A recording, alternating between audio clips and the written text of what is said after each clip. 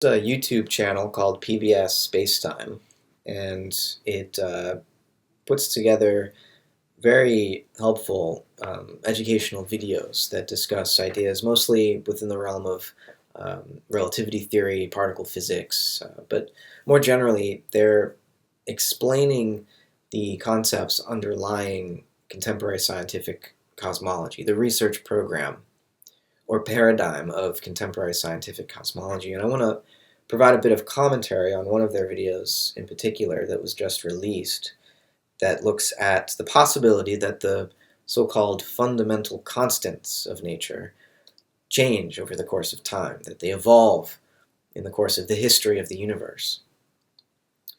And I want to try to sort of offer a Whiteheadian commentary on this standard paradigm, this contemporary research program, by pointing out, what Whitehead would have to say about all this. Now, of course, as we have discussed in earlier modules, Whitehead saw the universe as historical through and through, including the so-called laws that govern its behavior. For Whitehead, laws are really habits, and some habits are more deeply set than others, deeply canalized, as Bergson would say, and Whitehead amplifies in his own work. There's a canalization, there's a deeper habit that forms at the level of these so-called constants, fundamental constants, at the level of the fine structure constant, at the level of the gravitational constant, at the level of the speed of light.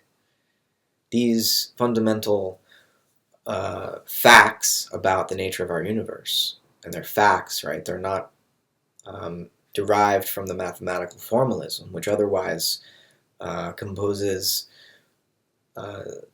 contemporary scientific cosmology. It's mostly about this mathematical formalism, and then there are these constants that fill in the variables of the formalism, and the constants have to be measured.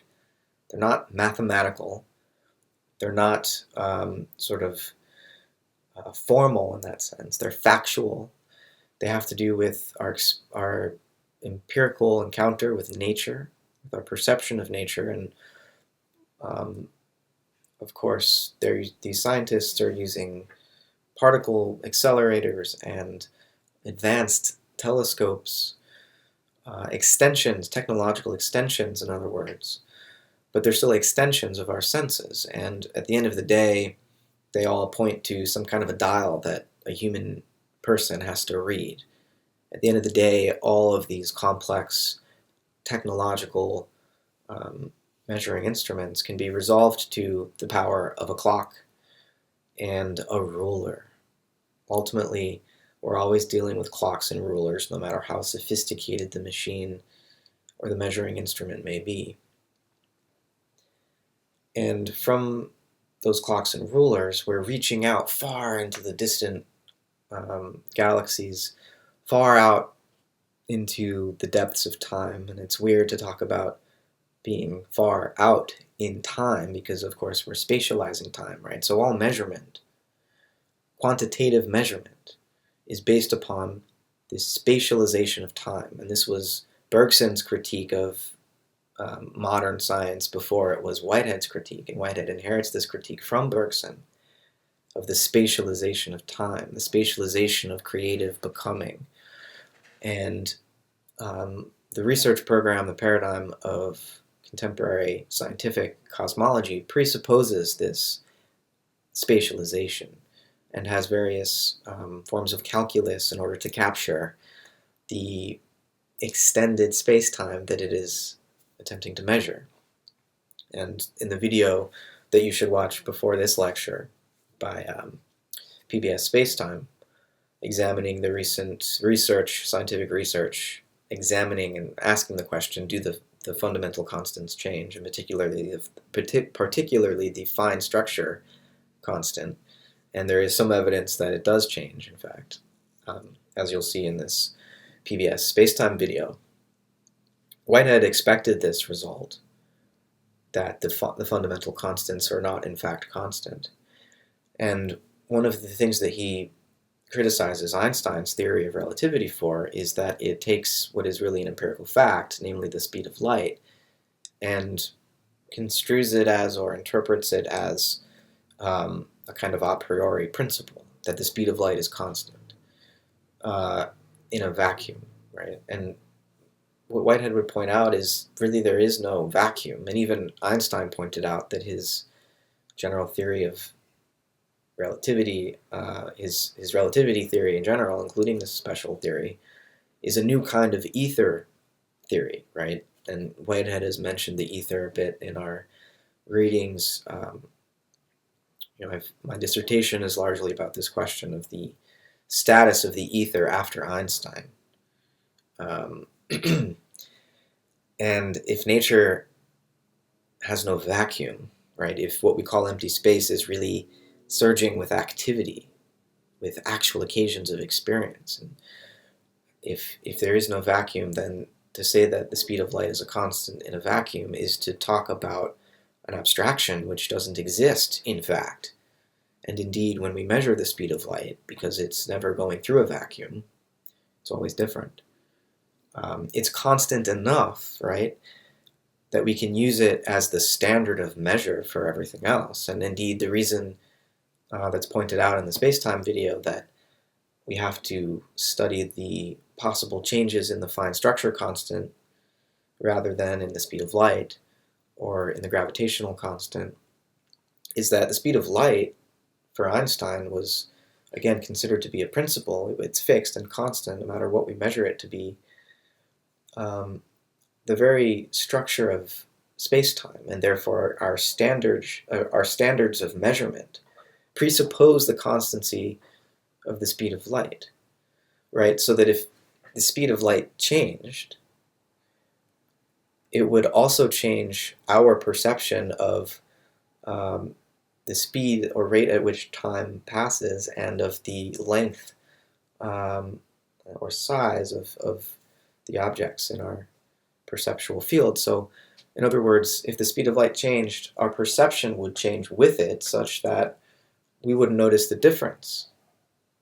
Light in its objective sense, from God's perspective, outside of the four-dimensional space-time block as Einstein geometrically resolved it or reduced it, then sure, the speed of light was changing relative to God's perspective, but for us inside the universe, we would never be able to detect a change in the speed of light or the gravitational constant, the constant which leads to objects falling at 9.8 meters per second, accelerating at 9.8 meters per second. We would never notice a change because a change in the constant would change our perception of the rate of the falling object. So we're stuck in the fishbowl, right? But there's the fine structure constant that has to do with electromagnetism and the resistance that an electron meets as it transmits itself through so-called space-time. Whitehead will discuss this as the Electromagnetic Society of actual occasions of experience that permeates the universe at the most general background level. The Electromagnetic Society is what we observe when we measure the background radiation emitted at the Big Bang, as we would say in the standard research paradigm of contemporary cosmology. Whitehead thinks of this not just as radiation blindly moving towards entropy.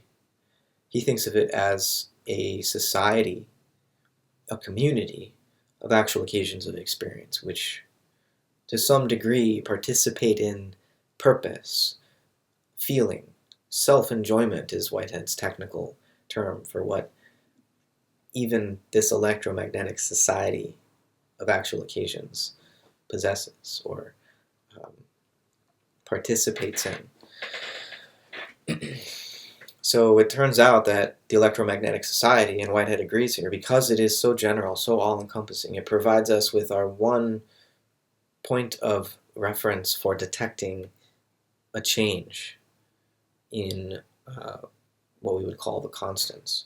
And for Whitehead, the fundamental constants are about the factual side of the cosmos and of cosmology, and the mathematical formalisms of particle theory, the standard theory of particle physics, are what Whitehead would refer to as, you know, the formal part of cosmology. There's fact and there's form, and this is why Whitehead's method includes a rational side and an empirical side.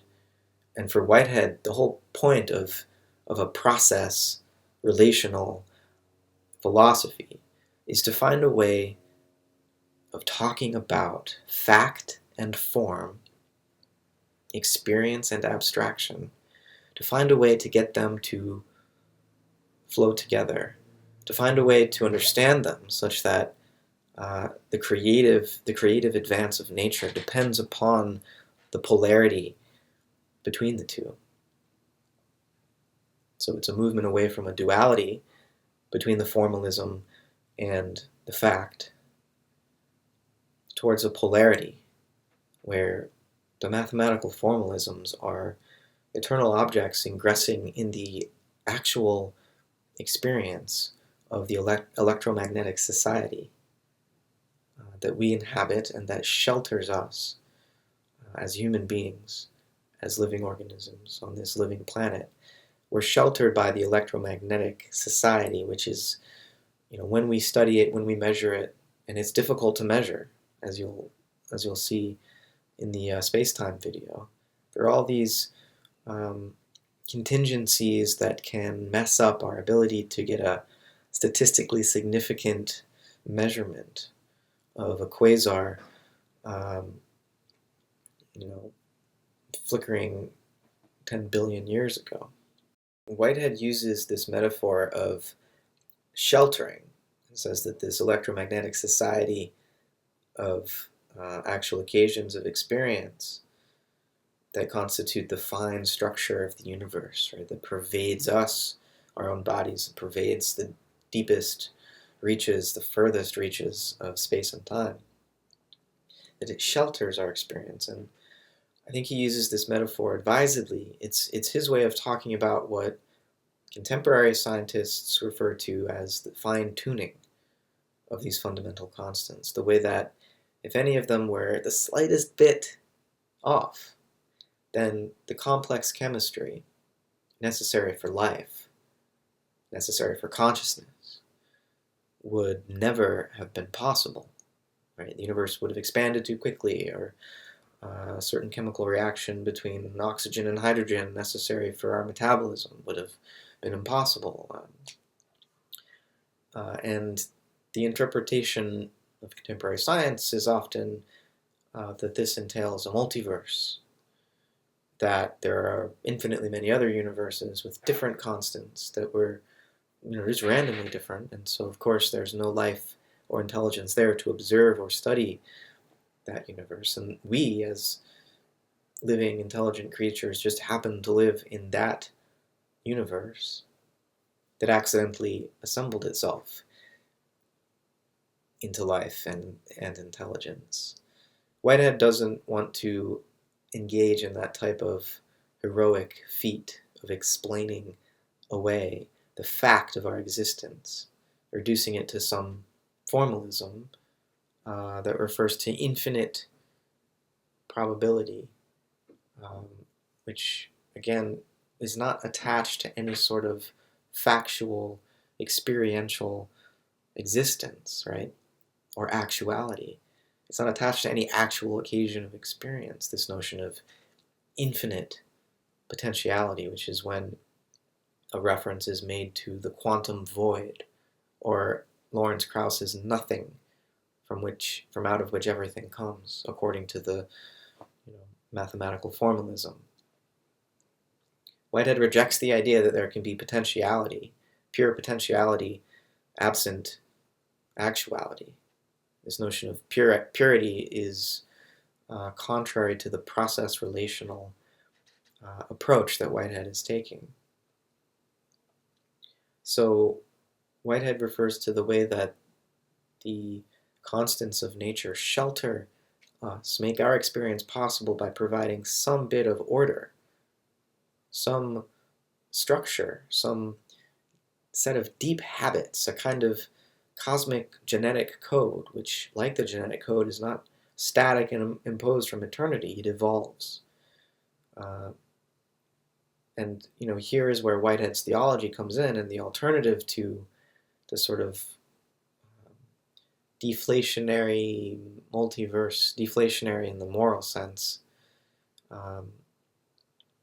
deflationary cosmology of contemporary science, is there's a sort of default atheism where, on the one hand, of course, we don't want to accept intelligent design type approaches where God as a, deus ex machina reaches in and manipulates a merely mechanical nature in order to make it work right, to make it be alive and ensouled, which is, that's not science, and that's how intelligent design theorists pretend that science should be. It's a kind of deism in the way that Newton understood it. And both the intelligent design theorist and the reductionistic atheistic scientist, Michael Behe as the intelligent design scientist, and say Richard Dawkins as the reductionistic, materialistic, atheistic scientist, as the two paradigm case examples. They're both accepting the mechanistic picture of nature. One's just saying that God reaches in to make it alive, and God reaches in to make it ensouled, in the case of human beings. And the other is saying that nothing reaches in, and we just happen to be in that one universe of infinitely many others where life doesn't exist, consciousness doesn't exist. Whitehead has to engage in theology, but it's a process relational theology that doesn't posit a God outside of or forever separated from that God's creation. In Whitehead, in his cosmology, the creator and the creation are engaged in an adventure of discovery and creation together. They're conspiring together. They're co-creating the creation.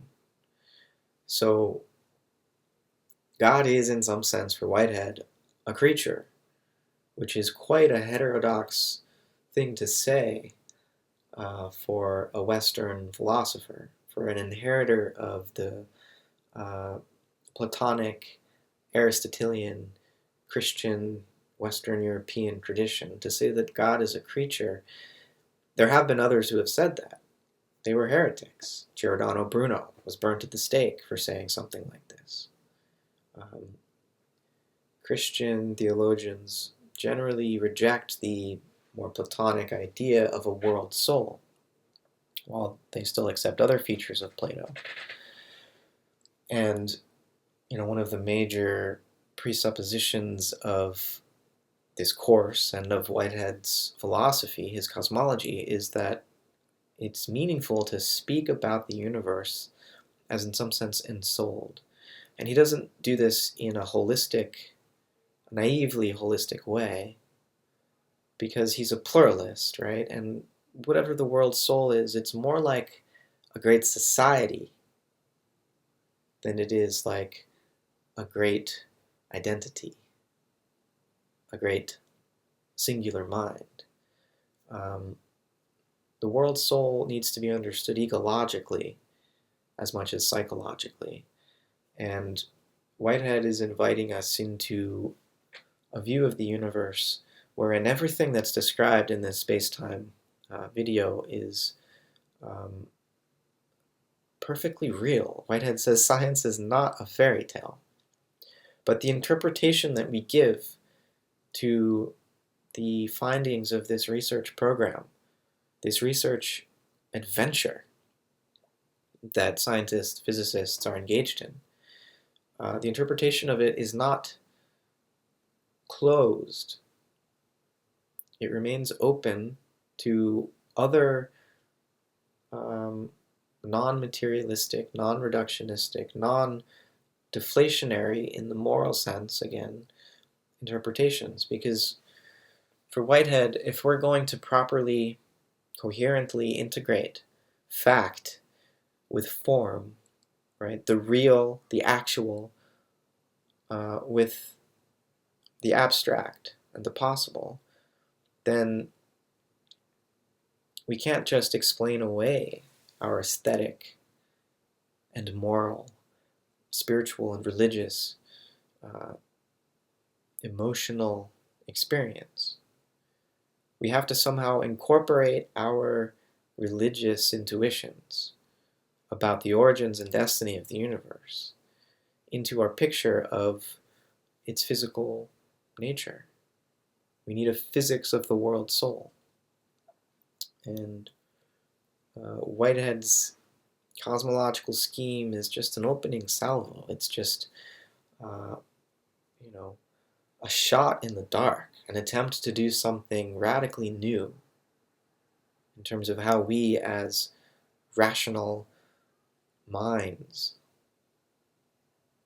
transact with and understand the natural world which has birthed us. It's calling us into a radically new relationship that's, like the indigenous worldviews in many ways. Like the ancient philosophical view of Plato and Aristotle in many ways. And yes, incorporating medieval scholasticism and many of the insights of the modern empirical thinkers and the modern rationalist thinkers. But moving beyond them to try something new, and new in the sense that it's participatory, as we would say in PCC, building on Jorge Ferrer's work and others. New in the sense that it decenters the human in important ways, which is similar to how the indigenous peoples of the earth transacted with nature, right? So not totally new, but it's new in some sense. And even if it's not that new, it's still difficult to accept as modern people that human consciousness is not the sole source of purpose and meaning and value and intelligence and agency in the universe, that we are members of a cosmic democracy, a cosmic society, and we need to begin to learn to negotiate and communicate with that society, or that society will cease to shelter us and we will go extinct. So those are the stakes. Speculative philosophy is important because those are the stakes, right? We have an opportunity to think the world and so act in the world differently. And it's not that thinking precedes acting. It's not that mere philosophy will do it for us, but there is no mere if philosophy is engaged in as a way of life, as a commitment to the transformation of our experience through the conception of new ideas, through the bringing to birth of new ideas, a commitment to the continual experimentation with language and with ideas in order to come more into alignment with that which is and that which continues to become. So, I love this stuff. Contemporary scientific cosmology, the research program that millions of scientists around the world are engaging in, communicating with one another across cultural boundaries using pure mathematics, devising more and more sensitive instruments in order to capture these measurements. It's beautiful. It's a beautiful endeavor, and a frightening one because of its technological spin-offs and